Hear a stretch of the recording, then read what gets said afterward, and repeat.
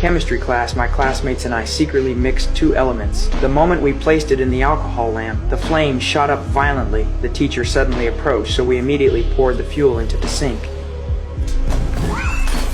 Fortunately, nothing happened, but this proved our rocket fuel had succeeded. We raced to the mine site for a launch test. After liftoff, the rocket suddenly veered off course. It nearly hit a passerby nearby. The man didn't blame us. Instead, he pointed out the flaw. Ordinary steel couldn't withstand the heat. We needed SA high-temperature steel. But that steel was expensive and rare, far beyond our means. With no other options, we headed to the abandoned railroad tracks. 12 miles of track, we dismantled it piece by piece. Just as we were celebrating the money we'd make, a distant train whistle sounded.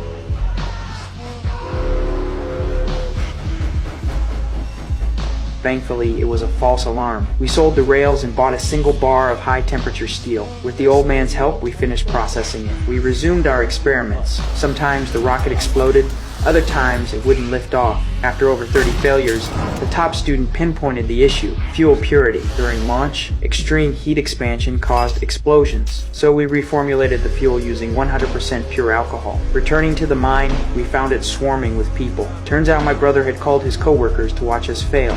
I ignored them and activated the ignition. The rocket soared skyward, shooting straight into the clouds. The crowd erupted in cheers. Even the teacher gasped in amazement. Soon, we were invited to compete in a science fair. Winning an award could rewrite our lives. I shared the news with my father, but he said, "If you want fame, go play soccer. If that doesn't work, come mine coal. That's the stable path." But I didn't want to spend my life in a coal mine. To prove myself, I built a new rocket. Countdown complete. The rocket launched successfully. Everyone was stunned.